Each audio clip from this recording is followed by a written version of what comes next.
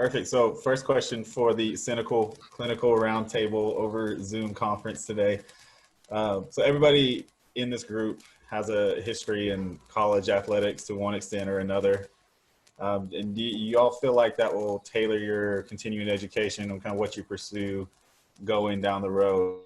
And feel free to start, whoever. Yeah, Perfect. I'll go ahead, sure. I think to some degree, I think it certainly has an influence on just me and I don't know so much to say that I'm going to go into athletics down the road, but I think as far as developing my personality and my interests, I think it certainly gave me the idea of being a competitor. If I always want to learn and grow, and I think that's something that you experience in college is you do the grind, you get up and you work hard and you do it again the next day, and there's always something to work on and improve. And I think that's something that all of us have exhibited is we're finding our weaknesses and finding the areas that we need to get better on and pursuing that. And so I think that as a whole, I don't know if that answers the question directly, but I think that gives us an idea of, yes, we got to find the things that we enjoy and but also that we're weak in and that can grow in. As far as going into athletics or something in that realm, I'm open to the idea. I certainly, I had background in golf, and so I think there's a population, especially in the area I'm at, there are several golfers who could benefit from that. Now, will I go into that specifically, get some education as far as specializing in that area? Definitely something I'm interested in, maybe doing at some point, but I'm still juggling some ideas right now, so. Very cool. I like that answer. I like that you mentioned the grind there. That's always a very fair point there, but that's a good perspective. So, Aaron, I believe you were a dual sport athlete, if I remember correctly. You might have bragged about that a couple of times. Do you care to follow up Shanae right there? Yeah, I mean, my sentiments on athletes is where I see it going forward is preventative care. So a lot of times in the clinic, all you see is sort of this, I'm hurt, fix me, or I've had surgery. I need to know the protocol to follow in order to, get back to playing. Whereas I think the future of physical therapy needs to shift toward preventative medicine and catching these kids sooner with camps and clinics and, whether it's jump training, agility, strengthening, movement.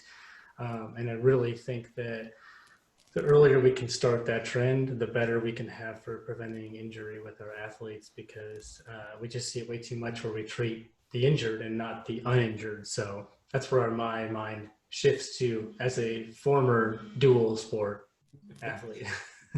I do feel like that's a pretty big shift for where things are right now, though. So I do, yeah, me too. Yeah. So Whitney, what do you got? Well, I agree with both of you.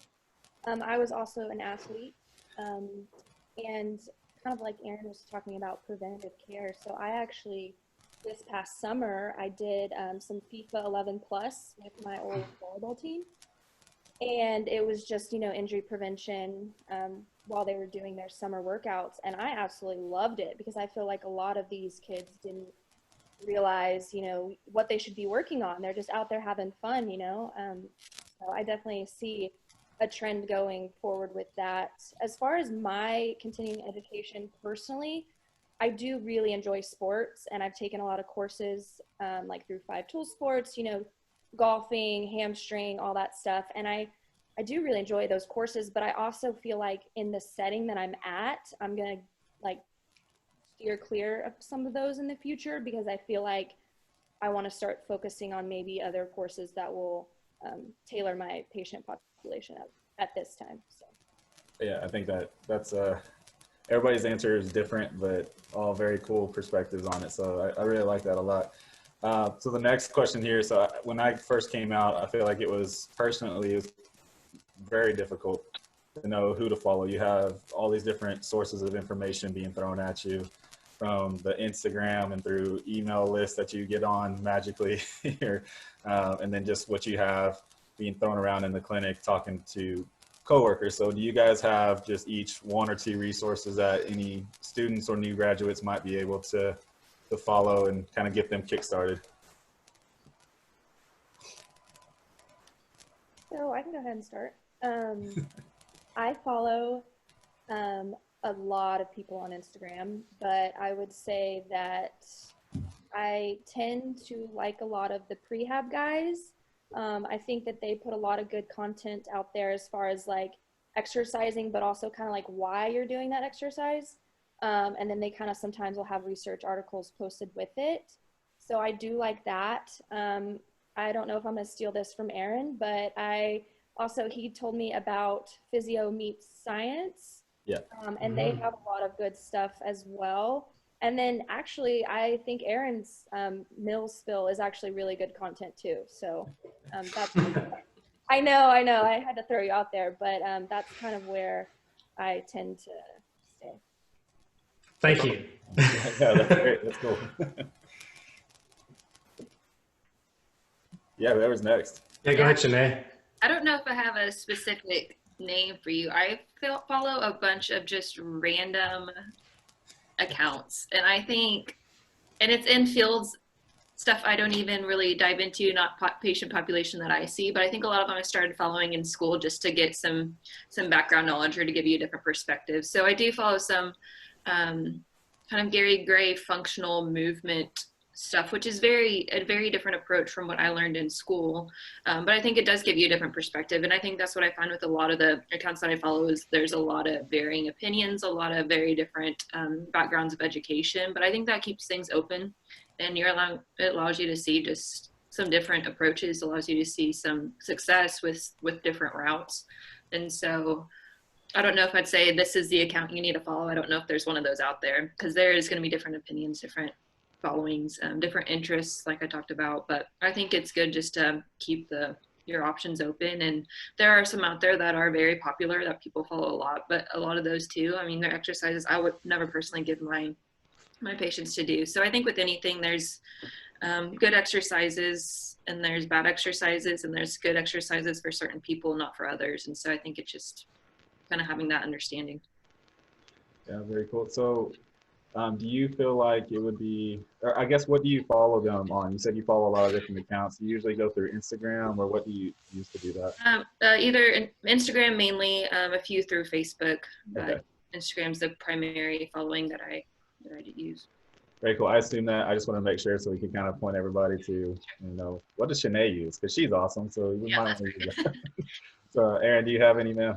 Yeah, I mean, I think they're both the girls. They said the right things and mentioned the right avenues to go down. I love, if you're more research based, to go down the Physio Meets Science. They're I believe out of Germany, and they just keep posting article and research paper after research paper. But that being said, there's discrepancy amongst what's good evidence, what's good research, and what the driving force of the research is, because you'll find a lot in pain science, but not a lot in manipulation.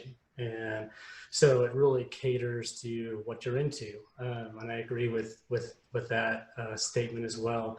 I like, and people may disagree, but I like the kind of quirkiness that the guys from Movavi on Instagram come across with. Some of it's really good, just information and how they present it's a little different.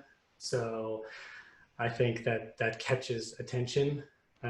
So, I mean, other than that, yeah, I mean, I think we're all trying to put out good quality content, and it's just what kind of fits you and your patient population, things like that. So yeah, that's what it's a little bit over the top, but it's whatever works as long as it's effective, right? And it's a good information, and it's everybody's trying to help each other. That's what I think really matters in the long run.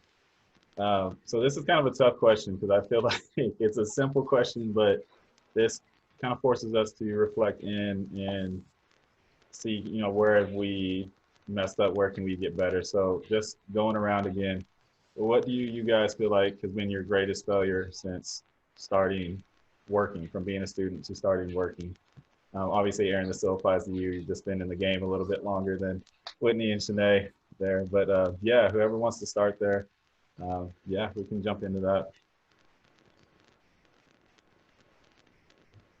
you guys want to take it, or? Sure. I'll jump in just because there's been one thing that I feel like I have been lacking on lately. I think I've lacked on it since the beginning, but I'm seeing more of my eyes have been more open to the results of it. And that would be just patient management. And I think that's just following people from day one to the end, making sure that one, they're receiving all their care, but that you're following up with people after evals or answering questions, educating, the small details as far as that patient care of really, I mean, you can go in there, you can do your work, you can assign exercises, but unless they truly understand it and understand that one, they're a person first before they're a patient. And I think that just makes a big difference. But I think just following up with people who maybe have dropped off the schedule and be like, hey, what's going on? Giving a follow-up. And a lot of times, it's just little things going on in life, but just giving a follow-up, I think has made a difference. And just them seeing that the care that you show to them as a person, as well as a patient, has made a difference. But that's one area that I feel like I'm trying to really work on and improve, is just the patient management and care from day one till they're done. Yeah, for sure. That's a tough adjustment to make, especially coming out and being in a high volume clinic that are pretty common these days. So Whitney, what about you? What do you feel like? So to kind of piggyback off of what Shanae said, I think sometimes I get wrapped up in, okay, I'm treating this patient, this is what I'm seeing. I think this is what we should be doing. These are the exercises that we should be doing, but, not fully educating the patient. Like, why are we doing this? Like, this is what I'm seeing, putting it in terms that they can understand what's going on with their body, rather than just saying, okay, we're about to do this exercise, and, how are you feeling with this? Is this okay? So I think trying to get better at communication, just patient education with, their injury, exercises, expectations, learning more expectations too, so that I can fully give them every bit of knowledge that I have, and so I think definitely working on that has been a challenge, but I'm slowly but surely getting better at it. Yeah, I feel like that communication, it's not something you really learn in school just by doing tests and things. That's you got to hit the ground running, get thrown to the fire a little bit. So, yeah, Aaron, I'm sure you've got some trials and tribulations that you'd love to share, man. What do you got going? I'll just give the one that comes, right to the front of my brain to start, and that's just not understanding that there are people and other professionals in your field that want to help you, because it's really, I think, common to feel like you're on an island as a new grad and feel like, okay, I got all the information that I learned in school. I know how to treat everybody. And then you're kind of like, okay, now what happens when it's not like that?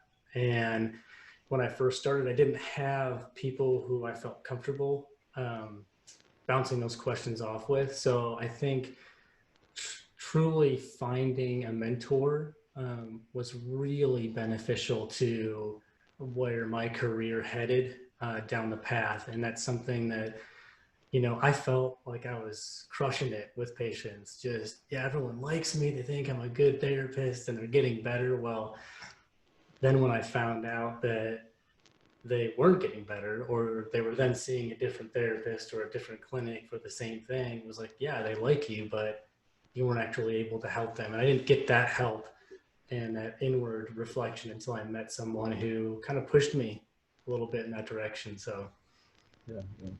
I think I was there too. I got pretty lucky as a student, had some good mentors, but I think that's such an important thing. It's a pretty humbling experience to have somebody around who operates at a high level and is willing to help you out at the same time. So just to give a starting point for us, let's have Whitney start on this one, just to call her out a little bit.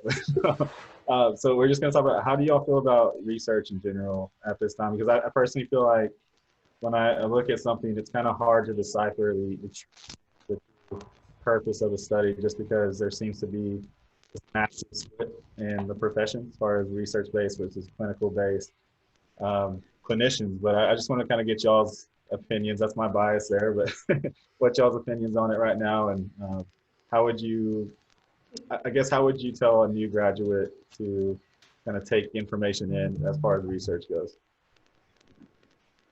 So I definitely see value in research. I feel like that's how this profession grows on some level, right?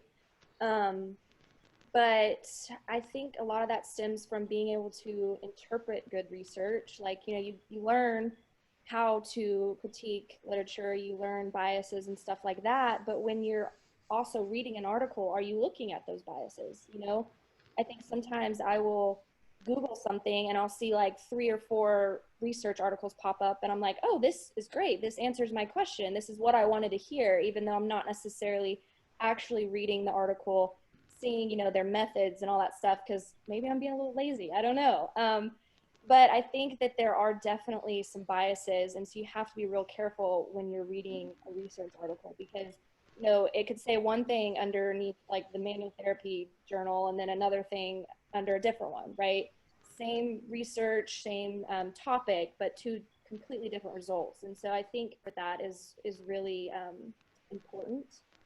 So I think research is important for our profession, but you just have to be real careful as to not just looking for the answer you want when you're reading it. Keep an open mind and just Yeah. have an understanding of what's out there. So, Aaron, we'll jump to you next, man. You jump to me? Yeah. Yeah. So I think, yeah, there's evidence-based practice and then there's clinical-based practice. And the difference between those is that evidence-based medicine it gives you direction, it gives you a place to start, it gives you how to be safe, right? And the tools to do that, it gives you some kind of reasoning. But the problem with that is that no study gives you apples to apples. You know, there's just so many variables when it talks about, you know, specific studies. So I have to be careful, like Whitney was saying, in what I'm looking at. And but on the other end, there's practice space, which is solely looking at a clinician who's been out, say as long as I have, who only gets their information from their clinical experience and their education. And I think that's a problem too. So I think both ends of it, there has to be a meld between practice, evidence, and clinical basis. And I think it is tricky and it can be a slippery slope if you go one way and another way, because I've seen and heard from practitioners who only practice, you know, evidence-based medicine through certain programs or fellowships, and then they come out and their clinical skills are crap. And then vice versa. You might have those who have great clinical hands but can't understand what's relevant in the research today. So. For sure. Shanae, you want to finish this question out here? Yes, yeah, I think what Aaron said, I think he worded it really well. I think there's a lot of truth to that. The one thing I would add too is really just to hone into the new grads or to those who are still in school is really pay attention to your research classes. They're included in there, and for someone who really just did not enjoy those classes, research is not my go-to. It was not something that I thoroughly enjoy. I have to really discipline myself to go into it. But I'd really encourage those who are still in school and getting those courses is to look at it from a futuristic perspective of, hey, this is going to further your career. These are important tools to have, and the knowledge to know how to dive into the research, the bias, finding those things. And I think that's going to help kind of help with the intimidation factor for those who do feel intimidated by research, and just understanding it from a perspective of this is what you're looking at when you are looking into research, and this is why, and these are things to look out for. Yeah, all great answers. I don't really have anything to add to that. So to finish this out, my last question for you guys. So after going through the interview process, so Whitney and Shanae, y'all have more recently gone through it after being a new grad. Aaron has actually sat in on hiring multiple candidates, I think, at this point. Yeah, I'd say so. So I just want to kind of get y'all's perspective, and I think Shanae, we'll probably start with you and go to Whitney on this one after that. What type of people would you look at interviewing or hiring? So if somebody was going to come into an interview with you, how would you describe your perfect candidate? Who would you like to work with, basically? What traits do you look for in somebody who you want to work with here? For me, I personally would enjoy a team player. I mean, you're working together. It's high-paced, fast volume. That said that backwards, you know what I mean? But it's a lot going on, and so you want someone that you enjoy working with. And we say it too a lot, is I mean, if you enjoy what you do, you never work a day in your life. And I think that people are a big part of that. And so I want someone that is a hard worker, who's open to learning, who works well as a team, looks at ways to better themselves. And again, just I think the patient is important so that they see the person as a whole. And I think character plays a lot into that. And so really, I think as long as it's someone who fits well with the team, is open to learning from there, you can acquire the skills, you can acquire a lot of the tools to succeed in the clinic. And so I think as long as you have, for me anyway, I'd be looking for someone who gets along well with others and is open to learning and trying new things and growing themselves and putting the clinic and everyone else first. And I think that's a good baseline to go off of. And from there you can grow, and that'd be something that I'd be looking for.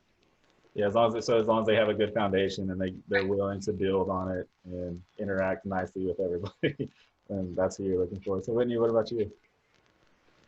Honestly, I mean, she hit the nail on the head with that one. I think as a foundation, you need someone who's really good at working with people. I mean, I think our profession, that's a huge part of it. Like, can someone like you, right? So, can you get along with other people, your coworkers? Are you guys going to have a good time? You're going to be able to joke around, right? It's not like going to work. It should be fun.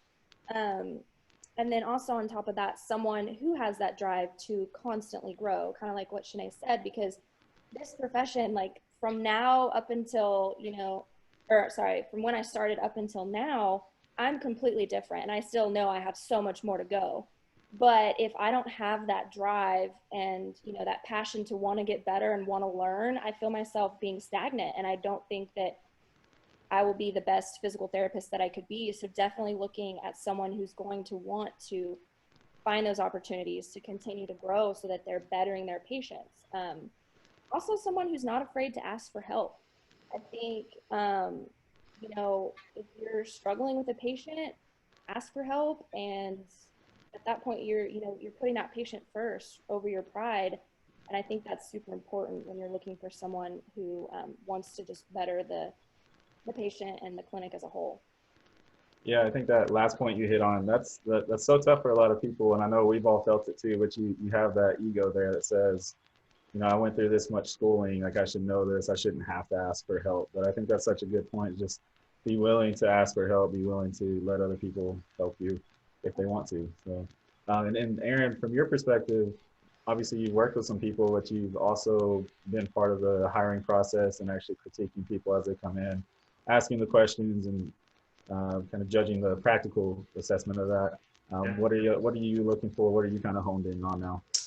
Well, I think they make a good point with being able to talk to people. So when I look at someone who comes in for a clinical practical, the biggest thing is I want to know how they reason, how they go through, how they get to conclusions, and be able to tell the patient in a way that's not so clinical based what's going on with them, because that's the hook, right? If I can explain something to a patient that they can understand, then they're going to go, oh, no one's ever told it to me that way before. Or, you're speaking up here and I'm, you know what I mean? So there's a lot of, they have to be able to understand what it is that they're seeing and not just go through what that means from a textbook or from what they learned in through school, because there's more to expand upon on the true understanding when you talk about breaking down what